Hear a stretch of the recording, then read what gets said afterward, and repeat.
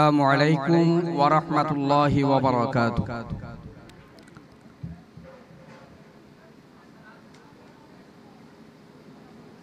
أعوذ بالله من الشيطان الرجيم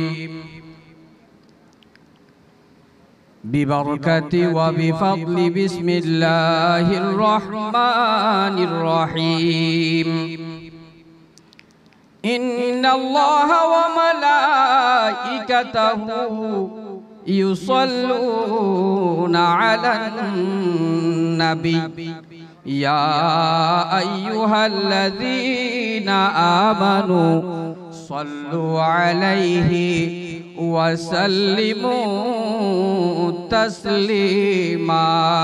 صلى الله على سيدنا محمد وآله وصحبه وسلم. اللهم صل على سيدنا مولانا محمد وعلى آل سيدنا مولانا محمد.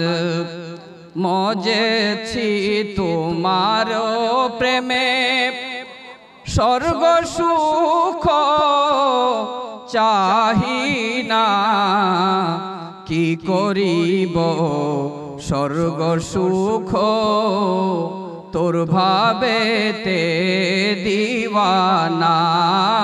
আল্লাহুম্মা সাল্লি আলা সাইয়্যিদিনা মাওলানা মুহাম্মদ ওয়া আলা আলি সাইয়্যিদিনা মাওলানা মুহাম্মদ। হাশরের ময়দানেতে দপ্তর লইয়া হাতে নাচিব গো জল পড়ে তোর ভাবেতে দিওয়ানা। আল্লাহুম্মা সাল্লি আলা সাইয়্যিদিনা মাওলানা মুহাম্মদ ওয়া আলা আলি সাইয়্যিদিনা مولانا محمد. أعوذ بالله من الشيطان الرجيم. بسم الله الرحمن الرحيم. إن الذين آمنوا وعملوا الصالحات سيجعل لهم الرحمن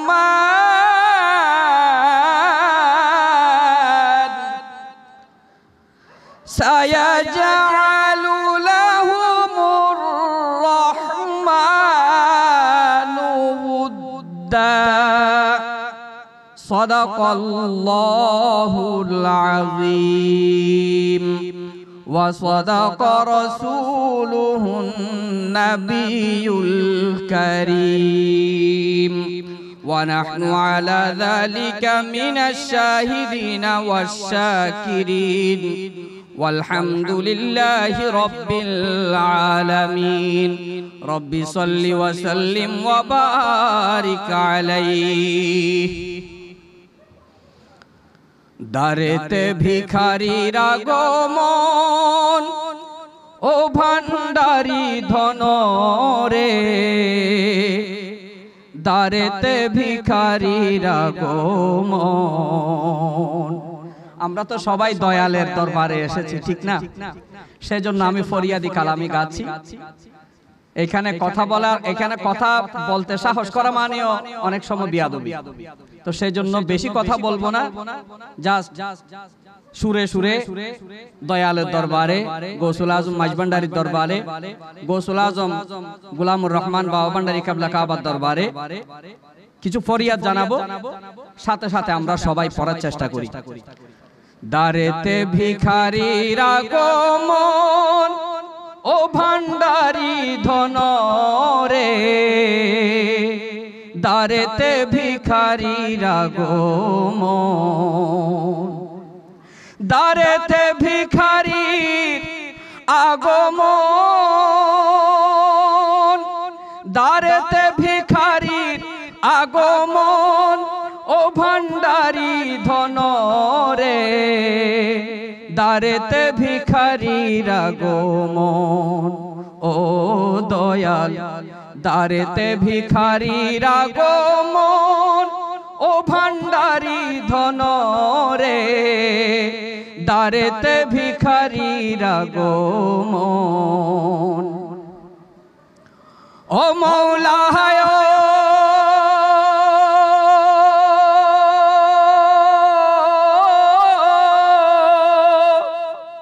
রাজপুরীর দ্বার দেশে রাজ ভিক্ষা পাওয়ার আসে, ও দয়াল রাজপুরীর দ্বার দেশে রাজ ভিক্ষা পাওয়ার আসে, ইল্লাল্লাহুকারে ধন মন দয়াল, ইল্লাল্লাহুকারে ধন মন ভান্ডারি ধন রে, দারেতে ভিখারির আগমন ও দয়াল, দারেতে ভিখারির আগমন ও ভান্ডারি ধন রে, দারেতে ভিখারির আগমন। ও দয়াল রে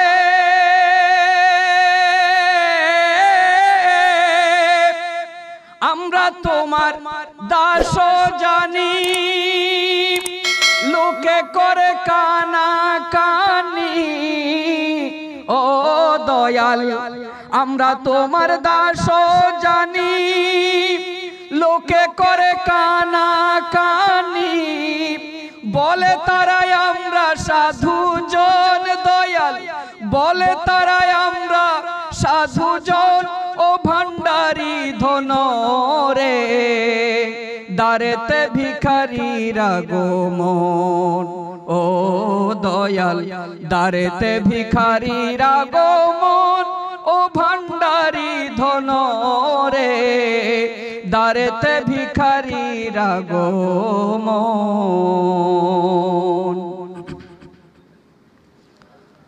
রব্বি সাল্লি ওয়া সাল্লিম ওয়া বারিক আলাইহি।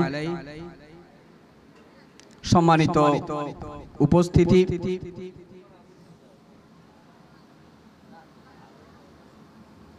জমিয়তে মঈনুল হাদি মাঝভান্ডারীর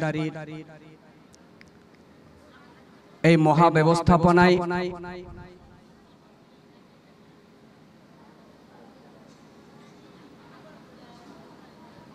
হাদিউল আশিকিন औलाद रसूल औलाद गौसुल आजम अल मजभंडारी हजरत शाह सूफी सैयद अहमद कबीर अल हसनी वल हुसैनी अल मजभंडारी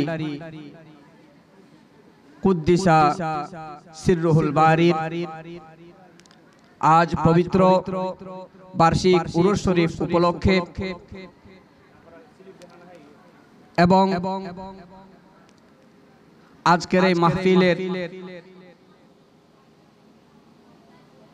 সদারত করবেন এই দরবারে পাকের সম্মানিত সাজ্জাদানশীন হযরত শাহ সুফি সৈয়দ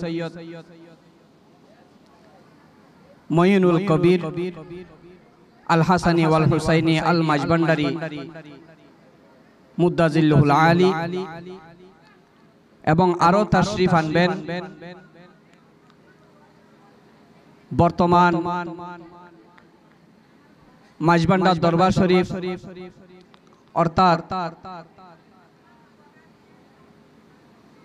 মাজভান্ডারি তরিকার ঘরানার মাঠে ময়দানের একজন যোদ্ধা অত্র মঞ্জিলের সম্মানিত সাজ্জাদনশীন মুজাহিদে মিল্লাত হযরতুল আল্লামা শাহ সুফি সৈয়দ মাওলানা তানবীর হাদি আল হাসানি ওয়াল হুসাইনি আল মাঝভান্ডারী মুদ্দাজিল্লুহুল আলী এবং আরো তাশরীফ আনবেন শাহজাদা সৈয়দ তাসবির হাদি আল হাসানি ওয়াল হুসাইনি আল মাঝভান্ডারী মুদ্দাজিল্লুহুল আলী। আজকের এই মাহফিলের সম্মানিত উলামায়ে ইকরাম, বিশেষ করে যিনি এখন উপস্থিত আছেন আমাদের সকলের শ্রদ্ধেয় উস্তাজুল উলামা ফরহাদাবাদ দরবার শরীফের সম্মানিত খলিফা হযরতুল আল্লামা জনাব মাওলানা সালে সুফিয়ান ফরহাদাবাদী আল মাঝভান্ডারী মুদ্দাজিল্লুহুল আলী। আমার আগে যিনি তাকরীর করেছেন মুজাহিদে মিল্লাত, তিনিও অত্র মাঝভান্ডারী ঘরানার মাঠে ময়দানের একজন যোদ্ধা, আমাদের বড় ভাই হযরতুল আল্লামা জনাব মাওলানা নিজাম চিশতি মুদ্দাজিল্লুহুল আলী সহ মঞ্চে আসীন অপরাপর উলামায়ে ইকরাম এবং আমার সামনে বসা সম্মানিত মুরব্বিয়ানে ইজম, ছোট বড় মা বোনরা এবং মাইকের আওয়াজ যতটুকু যাচ্ছে যে যেখান থেকে শুনছেন সকলের প্রতি আল্লাহর রহমত বর্ষণ করুন এবং আমার আরো একটি সালাম গ্রহণ করুন। আসসালামু আলাইকুম ওয়া রাহমাতুল্লাহি ওয়া বারাকাতুহু।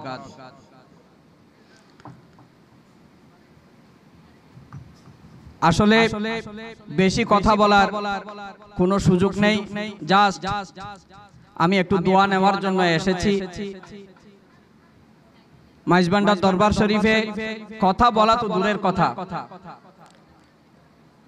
কথাগুলো একটু খেয়াল করবেন। আপনারা যদি কথা বলেন, আমিও যদি কথা বলতে থাকি, তাহলে তো হবে না। মা বোনদেরকে একটু বলছি, দয়া করে আপনারা একে অপরের সাথে কথা বলবেন না।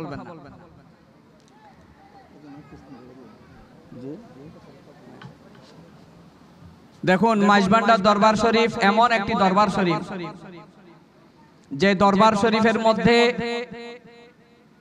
কথা বলা তো দূরের কথা, কুরআন হাদিসের বয়ান করা তো দূরের কথা, এই দরবার শরীফের মধ্যে হাঁটা চলার মধ্যেও অনেক খেয়াল রেখে অনেক হুঁশিয়ারি ভাবে চলাফেরা করতে হয়। কারণ শুধুমাত্র এই দরবার শরীফের শাহজাদা বা খুলাফায়ে ইকরাম নয়, অন্যান্য দরবারের হক্কানি রব্বানি আলেম উলামা সহ সবাই বলেছেন এই দরবার হলো আদবের দরবার। এই দরবারে আসলে এক নাম্বার যেটা কাজ করতে হয় সেটা হলো আদব বজায় রেখে চলাফেরা করা, আদব বজায় রেখে কথাবার্তা বলা। তাই আমরা সর্বোচ্চ খেয়াল রাখবো। বিশেষ করে আমি এখানে দাঁড়িয়েছি একটু দোয়ার জন্য, কোনো আলোচনা করার জন্য নয়, একটু দোয়ার জন্য। জাস্ট আপনাদেরকে বলবো, দেখেন গৌসুল আজম মাইজভান্ডারী তিনি একজন গৌসুল আজম, এতে কোনো সন্দেহ নাই। গৌসুল আজম মানে হলো পবিত্র কালামে পাকের মধ্যে আল্লাহ পাক রব্বুল আলামিনের দরবারে মকবুল 4 শ্রেণীর কথা আল্লাহ পবিত্র কালামে পাকে উল্লেখ করেছেন। এক নাম্বার হলো আম্বিয়ায়ে ইকরাম, দ্বিতীয় নাম্বার হলো যারা সিদ্দিকিন, 3 নাম্বার হলো যারা শুহাদায়ে একরাম বিভিন্ন ইসলামের বিভিন্ন যুদ্ধে যারা শহীদ হয়েছেন ইসলামের জন্য। আর চতুর্থ নাম্বার যেটা, সেটা হলো সালিহিন। আমরা এই যুগে আমাদের মাঝে নবীও নাই, আমাদের মাঝে সিদ্দিকিন যারা আছে অর্থাৎ সাহাবায়ে একরাম তারাও নাই, এবং ইসলামের জন্য বিভিন্ন যুদ্ধের মধ্যে যারা শহীদ হয়েছেন তারাও আমাদের মাঝে নাই। তাহলে আমাদের মাঝে আছে কারা? 4 নম্বরের যে আলোচনাটা আল্লাহ তাআলা পবিত্র কালামে পাকে করেছেন, সালিহিন। ওই সালিহিন বান্দারা এই পুরা পৃথিবীকে পরিচালনা করছেন। সকলে বলি আলহামদুলিল্লাহ। এই সালিহিন বান্দা, সালিহিন বান্দাদের মধ্যে কতগুলা ক্লাসিফিকেশন আছে, কতগুলা স্তর আছে। সালিহিন বান্দা হলো মুসলমানদের মধ্যে যারা গুনাহ করে না, অনিচ্ছাকৃত গুনাহ হয়ে যায়, তবে ইচ্ছাকৃতভাবে গুনাহ করে না, তারা হলো আম সালিহিন। আমরা যাদেরকে মুমিন বলি, আমরা যাদেরকে কি বলি? মুমিন বলি। এই আম সালিহিন বান্দাদের মধ্যে যারা নিজেরা ইচ্ছাই গুনাহ করে না, অনিচ্ছাকৃত গুনাহ হয়ে যায়, এই রকমের মধ্যে অনেক ক্লাসিফিকেশন আছে, অনেক স্তর আছে। এই স্তর সমূহের মধ্যে সর্বোচ্চ যেটা স্তর, সর্বোচ্চ যেটা মাকাম, সেটা হলো গৌসুল আজমের মাকাম। সকলে বলি আলহামদুলিল্লাহ। সর্বোচ্চ মাকাম হলো গৌসুল আজমের মাকাম। আমরা এমন দরবারে এসেছি যেই দরবারের মধ্যে 2 জন গৌসুল আজম শুয়ে আছে। সকলে বলি আলহামদুলিল্লাহ। একজন হলেন ফানাফিল্লাহ বাকাবিল্লাহ হযরত শাহ সুফি সৈয়দ আহমদুল্লাহ গৌসুল আজম আল মাজভান্ডারী কুদ্দিসা সিররুল বারী। আর অন্যজন হলেন গৌসুল আজম কুতুবে আলম ফানাফিল্লাহ বাকাবিল্লাহ হযরত শাহ সুফি সৈয়দ গোলামুর রহমান প্রকাশ বাবা ভান্ডারী কেবলায়া। এই 2 জন হলেন অত্র দরবারের গৌসুল আজম। সকলে বলি আলহামদুলিল্লাহ। তো গৌসুল আজম একজন গৌসুল আজমের শক্তি কতটুকু? একজন গৌসুল আজমের শক্তি আমার মুখে বলবো না, যাকে হানাফি মাযহাবের মুখপাত্র বলা হয় তিনি হলেন হযরতে মোল্লা আলী কারি রহমাতুল্লাহ আলাইহি। তিনি বলেন গৌসুল আজম তো দূর কি বাত, গৌসুল আজম অনেক দূরের কথা। একজন আবদাল, একজন কি আবদাল শ্রেণীর একজন আল্লাহর ওলি, তার ক্ষমতা কতটুকু তোমরা জানো? হযরতে মোল্লা আলী কারি রহমাতুল্লাহ আলাইহি তিনি বলেন শরহে মেশকাতের মধ্যে, মেরকাতের মধ্যে তিনি বলেন একজন আবদাল শ্রেণীর আল্লাহর ওয়ালির ক্ষমতা কতটুকু জানোনি তোমরা? তিনি বলেন একজন মানুষ যদি পৃথিবীর এক প্রান্ত থেকে যদি ওই আবদালের কাছে যদি সাহায্য প্রার্থনা করে, ওই আবদালের কাছে যদি সাহায্য প্রার্থনা করে, বিপদে পড়েছে, কোথাও যেতে পারছে না, কারো কাছে সাহায্যও পাচ্ছে না, ওই রকম কোন ব্যক্তি যদি একজন আবদালের, তার কাছে একজন আবদালের খবর আছে যাকে তিনি চিনেন, অথবা আল্লাহর কাছে যদি এইভাবে ফরিয়াদ করে, আল্লাহ তোমার যত আবদাল পৃথিবীতে আছে একজন আবদালের উসিলায় হলেও আল্লাহ তুমি আমাকে এই বিপদ থেকে রক্ষা করো, তাহলে সাথে সাথে যদি ওই আবদালের নাম জানে, নাম ধরে যদি সে যদি পৃথিবীর এক প্রান্ত থেকে যদি ডাক দেয়, তাহলে ওই আবদাল পৃথিবীর অপর প্রান্তে যদি থাকে, অপর প্রান্ত থেকে এই বান্দাকে সাহায্য করতে পারবে। তিনি হলেন আবদাল।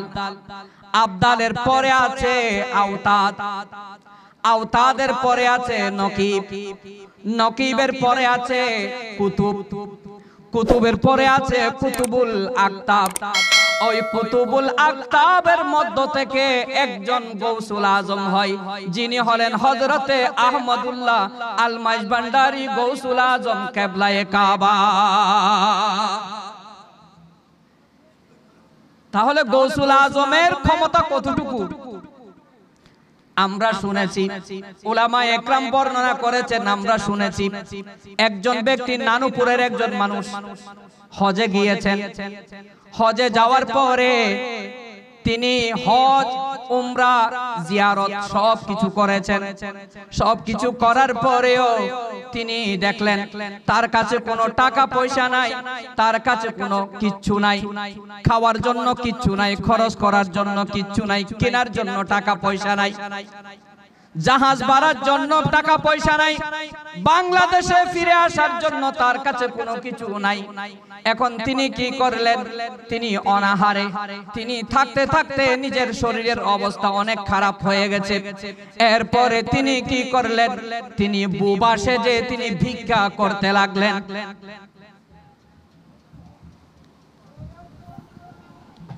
সবাই দাঁড়িয়ে যান, নারে তাকবীর।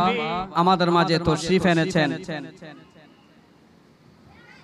অত্র দরবার শরীফের সাজ্জাদানশীন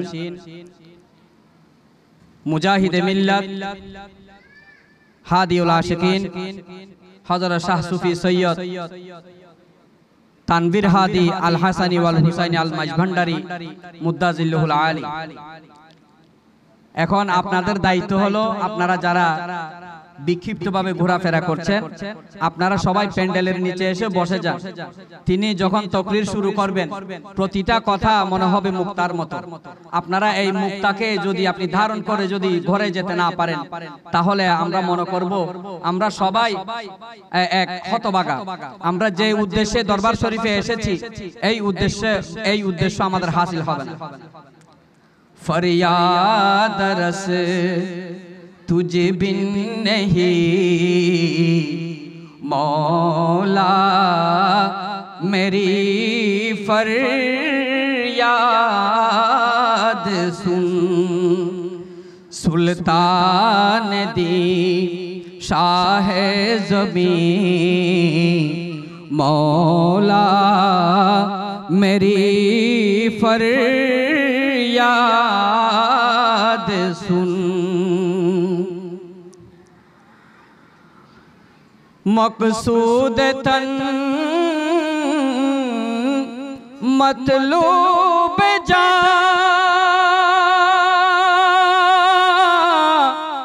महकूम है तू सारा जहां, मुश्किल कुशाए आजिज़ी मौला, मेरे फरियाद सुन। फरियाद रस तुझ बिन नहीं मौला, मेरे फरियाद सुन। প্রিয় হাজরিন, বলতে চেয়েছিলাম ওই মানুষ হজে যাওয়ার পরে সবকিছু হারিয়ে ফেললো, বাংলাদেশে আসার জন্য কিছু নাই। এখন তিনি শেষ ফলে কোনো উপায় না পেয়ে কি করবে? তিনি এখন বুবা সেজে তিনি ভিক্ষা করতে লাগলেন। ভিক্ষা করতে করতে যখন শারীরিক অবস্থা খারাপ, মানসিক অবস্থা খারাপ, দিক বেদিক তিনি চিন্তা করে কি করলেন? আল্লাহর কাছে ফরিয়াদ করলেন, আল্লাহ আমি তো তোমার কাবা শরীফ তাওয়াফ করেছি, আল্লাহ তোমার হাবিব পাকের দরবার শরীফ পবিত্র রওজায়ে মুবারক জিয়ারত করেছি, আল্লাহ কোথাও কি ভুল হয়েছে, কি বিয়াদবি হয়েছে আল্লাহ জানি না, ইচ্ছাকৃত কোনো বিয়াদবি করি নাই আল্লাহ। আল্লাহ তুমি দয়ার মেহেরবানি করে আল্লাহ, যদি আল্লাহ পৃথিবীতে কোনো গৌসুল আজম যদি থাকে এই যুগের মধ্যে, যিনি গৌসুল আজম, তার উসিলায় আল্লাহ তুমি আমাকে মাফ করে দাও। আল্লাহ দয়ার মেহেরবানি করে তার উসিলায় আমাকে আল্লাহ তুমি বাংলাদেশে চলে যাওয়ার ব্যবস্থা করে দাও। এইটা বলতে না বলতে আল্লাহর কাছে কান্নাকাটি করে ফরিয়াদ করতে করতে তিনি কি করলেন, একটু করে তিনি ঘুমালেন। ঘুমানোর পরে যখন সন্ধ্যা আসরের পরে মাগরিবের আগে যখন এই সময় যখন হওয়ার পরে তিনি দেখলেন এই মাইজভান্ডার দরবার শরীফের যিনি প্রতিষ্ঠাতা হযরতে গৌসুল আজম হযরত কেবলায়ে আলম, তিনি কি করলেন, ওখানে মক্কা শরীফের মধ্যে তিনি উপস্থিত হয়ে গেলেন। উপস্থিত হয়ে বললেন, তোমার কি সমস্যা বলো, তোমার কি সমস্যা বলো। ওই ব্যক্তি সমস্যা বর্ণনা করলো, আমার এই অবস্থা, এখন আমি দিক বেদিক কোনো কিছু কুল কিনারা না পেয়ে আর কি করব, আমি এখন মানুষের কাছে ভিক্ষা করতেছি, আমার আর কোনো উপায় নাই। আপনি এখানে কখন এসেছেন? তখন হযরত কেবলায়ে আলম বলতেছেন, আমি তো হজের অনেক আগে এসেছি এই মক্কা শরীফ, অথচ তিনি এখানে এসে খবর নিয়ে দেখলেন হযরত কেবলায়ে আলম ওই বছর দরবার শরীফ ছেড়ে কোথাও যান নাই, হজেও যান নাই। সবাই বলুন সুবহানাল্লাহ। ওই ব্যক্তি যখন হযরত কেবলায়ে আলমকে যখন পেলেন, বাড়ি যেহেতু কাছে ছিল, তিনি দেখে বুঝতে পারতেছেন ইনি হলেন হযরত কেবলায়ে আলম আহমদুল্লাহ কেবলা কাবা গৌসুল আজম মাইজভান্ডারী। তিনি যখন চিনলেন, আপনি এখানে কিভাবে আসলেন? তিনি বললেন, আমি হজের আগে এসেছি, তোমার কি অবস্থা বলো। তিনি বলেন, আমার এই অবস্থা, আমি এখন বাড়িতে কিভাবে যাব। তিনি বললেন, গৌসুল আজম মাইজভান্ডারী বললেন, তুমি কোনো চিন্তা করো না, কোনো চিন্তা করো না, আল্লাহ তাআলা তোমাকে একটা ব্যবস্থা করে দিবেন। এইরকম বলতে বলতে নির্জন একটা জায়গার মধ্যে তারা কি করলেন, মাগরিবের নামাজ আদায় করলেন। মাগরিবের নামাজ আদায় করার পরে তারা পথ চলতে লাগলেন, হাঁটতে লাগলেন। হাঁটতে হাঁটতে হাঁটতে হাঁটতে গৌসুল আজম মাইজভান্ডারী বললেন, দাঁড়াও দাঁড়াও দাঁড়াও দাঁড়াও। তিনি দাঁড়ালেন। দাঁড়ানোর পরে গৌসুল আজম মাইজভান্ডারী কি করলেন, বলে যে ধরো তুমি এই মোমবাতিটা নাও। একটা মোমবাতি জ্বালিয়ে দিলেন। আমরা দরবারীরা কি জন্য মোমবাতি জ্বালাই সেটাও আপনারা বুঝবেন এই আলোচনা থেকে। একটা মোমবাতি তিনি জ্বালিয়ে ধরিয়ে দিলেন। ধরানোর পরে বলতেছেন, দেখো তুমি সামনের দিকে দেখো, কিছু দেখতে পাও কিনা। তখন ওই ব্যক্তি বলতেছে, ইয়া গৌসুল আজম মাইজভান্ডারী, আমি তো সামনে একটা আলো দেখতে পাচ্ছি, মনে হচ্ছে ওই আলোর রশ্মি আমার মুখে এসে পড়তেছে। তাহলে হযরতে গৌসুল আজম মাইজভান্ডারী কি করলেন, ওই ব্যক্তিকে একটা ইসিম শিখিয়ে দিলেন, একটা কিছু দোয়া শিখিয়ে দিলেন। দোয়া শিখানোর পরে গৌসুল আজম মাইজভান্ডারী বলতেছেন, তুমি খবরদার এই দোয়াটা ভুলবে না। তুমি এই দোয়াটা তুমি জিকির করতে করতে, তুমি জিকির করতে করতে সামনের দিকে চলতে থাকো, এবং এদিক সেদিক দেখবে না, ডানেও দেখবে না, বামেও দেখবে না, পিছনেও দেখবে না, এদিক এদিক দেখবে না, সরাসরি সামনের দিকে দেখে দেখে তুমি তাড়াতাড়ি ওই আলোর কাছে গিয়ে যাও। ওই আলোর কাছে গিয়ে তুমি মোমবাতিটা রাখবে। এরকম বলতে না বলতে ওই ব্যক্তি ওই ইসিম তেলাওয়াত করতে করতে, ওই ইসিম পড়তে পড়তে সামনের দিকে যেতে লাগলো। যেতে যেতে যেতে যেতে যেতে যেতে দেখলেন তিনি হঠাৎ করে ওই ইসিমটা ভুলে গেলেন। ভুলে যাওয়ার পরে চোখ বন্ধ করলেন। চোখ বন্ধ করার পরে তিনি আবার যখন চোখ খুললেন, চোখ খুলে দেখে কিচ্ছু নাই। তিনি দেখতেছেন মাঝিরঘাটে এসে, তিনি বাংলাদেশের মাঝিরঘাটে এসে, তিনি চট্টগ্রামের মাঝিরঘাটে এসে দেখতেছে তিনি মাঝিরঘাটের মধ্যে বসে আছেন, মানুষজন হাঁটা চলা করতেছে। অর্থাৎ তিনি এই গৌসুল আজম মাইজভান্ডারীর ইসিমে পাক পেয়ে, এই দোয়া পেয়ে, তিনি ওই দোয়াটা তেলাওয়াত করে করে যখন আল্লাহর কাছে মনে মনে ফরিয়াদ করছিলেন, তখন গৌসুল আজম মাইজভান্ডারীর বেলায়েতি ক্ষমতায় ওই ইসিম তেলাওয়াত করতে করতে তিনি কখন এই চট্টগ্রামের মধ্যে চলে এসেছেন। অর্থাৎ গৌসুল আজম মাইজভান্ডারী কখন তাকে চট্টগ্রামে পৌঁছাই দিলেন তিনি বুঝতেও পারেন না। বাবা, এটা হলো গৌসুল আজম, একজন গৌসুল আজমের ক্ষমতা। সেজন্য রমেশ শীল খুব সুন্দরভাবে বলেছেন, রমেশ শীল খুব সুন্দরভাবে বলেছেন, বাবা ক্ষণেক থাকে আসমানেতে, ক্ষণেক থাকে জমিনেতে। সুবহানাল্লাহ বলেন না। এখানে একটা কালামও নিরর্থক নয়, প্রতিটা কালামের এক একটা লাইন এক একটা কোরআন হাদিসের ব্যাখ্যা। সকলে বলি সুবহানাল্লাহ। বাবা ক্ষণেক থাকে আসমানেতে, ক্ষণেক থাকে জমিনেতে, ক্ষণেক থাকে আসমানেতে, ক্ষণেক থাকে জমিনেতে, হরদমেতে সায়ের করে আলো মারোয়াই, হরদমেতে সায়ের করে সারা দুনিয়ায়, হরদমেতে সায়ের করে আলো মারোয়াই, হরদমেতে সায়ের করে সারা দুনিয়ায়। ভান্ডারে ভান্ডারির খেলা দেখবি যদি আয়, আজব শানে খেলে আমার বাবা মৌলানা। সুবহানাল্লাহ। এই যে আপনার কালাম রচনা করেছেন, খালেক মালেক তুমি রহিম রব্বানা, আছে না? পাকে গৌসে ভান্ডারি, বলেন না, পাকে গৌসে ভান্ডারি, পাকে গৌসে ভান্ডারি সুলতান মৌলানা। খালেক মালেক তুমি রহিম রব্বানা, খালেক মালেক তুমি রহিম রব্বানা। পাকে গৌসে ভান্ডারি সুলতান মৌলানা, পাকে গৌসে ভান্ডারি সুলতান মৌলানা। এই যে খালেক মালেক তুমি রহিম রব্বানা যে বলেছেন, এটাও অনর্থক নয়। এমনে লাইনগুলা দেখে মনে হয় এগুলো শিরিক করছে। নাউজুবিল্লাহ বলেন। লাইনগুলা দেখে মনে হয় শরীয়তের চশমা যখন আপনার চোখে যখন পড়বেন, তখন মনে হবে এই গৌসুল আজম মাইজভান্ডারী কি যে খালেক মালেক তুমি রহিম রব্বানা বলেছেন, এটা মনে হবে শিরিক করেছেন। আসলে শিরিক করেন নাই। একজন মানুষ রোগে আক্রান্ত হয়ে সাকরাতের বিছানায় পড়ে গেছে। সাকরাতের বিছানায় পড়ে যাওয়ার পরে তিনি নিশ্চিত হয়ে গেছেন আমার মৃত্যু নিশ্চিত হয়ে যাবে, আমি মারা যাব। তখন গৌসুল আজম মাইজভান্ডারী তখন কি করলেন? তিনি গৌসুল আজম মাইজভান্ডারীকে স্মরণ করলেন। স্মরণ করার পরে তিনি একটু করে ঝিমুনি আসলো, একটু করে তন্দ্রা আসলো। তন্দ্রার মধ্যে তিনি দেখতেছেন তার বুকের উপরে একজন ছুরি নিয়ে একজন করাত নিয়ে বসে আছে।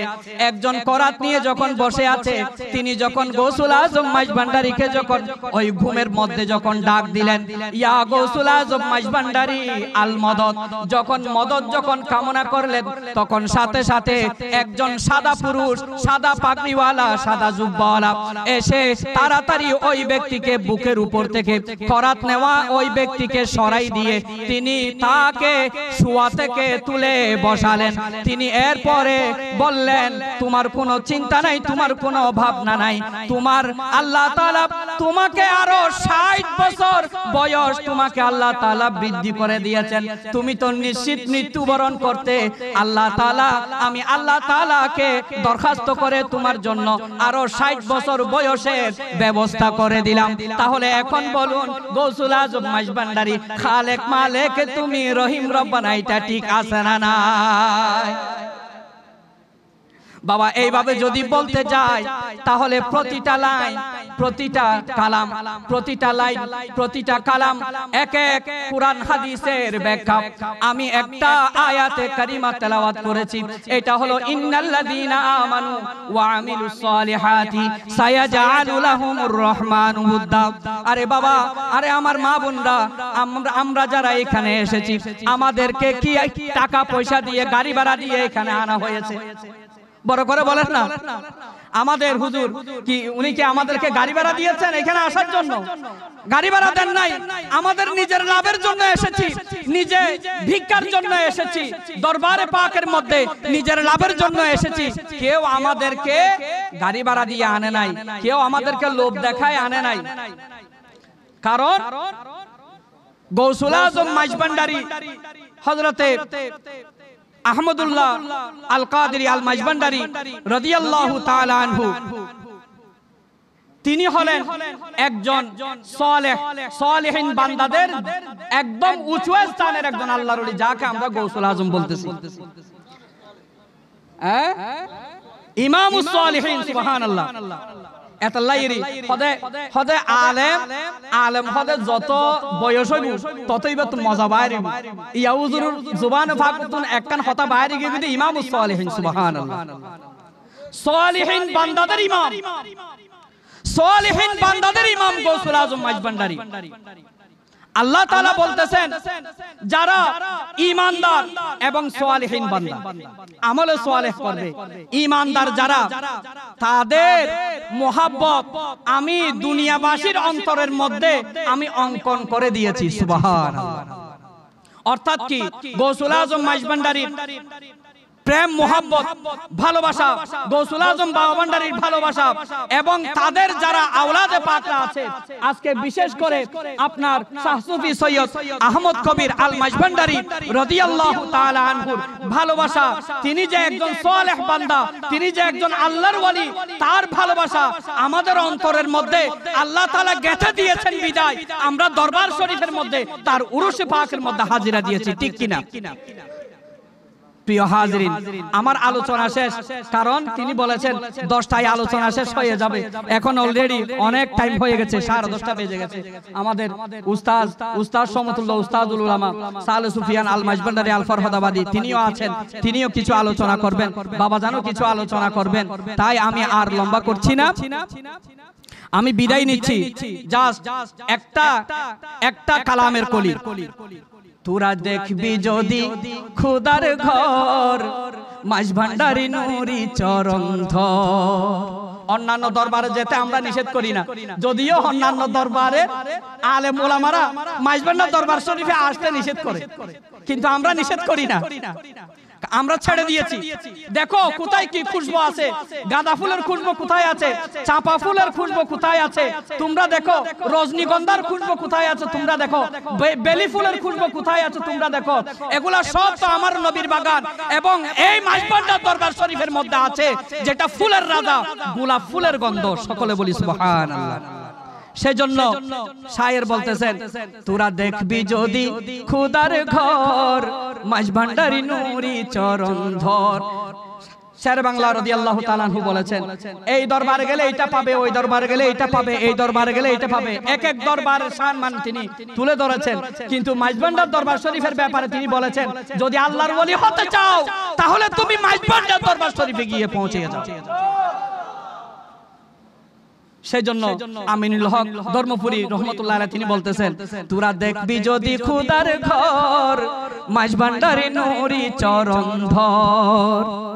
সে চরণে ভক্তি দিলে, সে চরণে ভক্তি দিলে হবে দাসের হজ আকবর, মাইজভান্ডারী নুরি চরণ ধর। মৌলানা রুমি রবানী দলিলে লিখেছেন তিনি, মসনবী শরীফে আছে খুললা দেখছনি। মসনবী শরীফের নাম শুনছেন নি? যারা তরিকতপন্থী এরা তো মসনবী শরীফের নাম শুনে না, এরকম কেউ নাই। মৌলানা রুমি রবানী দলিলে লিখেছেন তিনি, মসনবী শরীফে আছে খুললা দেখছনি। ওলি আল্লাহর দেহ খানি, ওলি আল্লাহর দেহ খানি, আসল মসজিদের ঘর, মাইজভান্ডারী নুরি চরণ ধর। সুবহানাল্লাহ বলেন না? আল্লাহর রাসূল সাল্লাল্লাহু আলাইহি ওয়াসাল্লাম হাদিসে পাকের মধ্যে বলতেছেন, কলবুল মুমিনি আরশুল্লাহ। সুবহানাল্লাহ, এটার হাদিসে পাক। ওলি আল্লাহর দেহখানি আসল মসজিদের ঘর, এটার মানে হলো কলবুল মুমিনি আরশুল্লাহ, একজন মুমিনের কলব আল্লাহর আরশ। সুবহানাল্লাহ। ওয়া আখিরু দাওয়ানা আলহামদুলিল্লাহি রাব্বিল আলামিন। আমার জন্য সবাই দোয়া করবেন। আমি শাহজাদা সৈয়দ তানভীর হাদি আল মাইজভান্ডারীর কদমে আমি দোয়া চাই, আমি বিদায় নিচ্ছি। আমার জন্য সবাই দোয়া করবেন। আসসালামু আলাইকুম ওয়া রাহমাতুল্লাহি ওয়া বারাকাতুহু।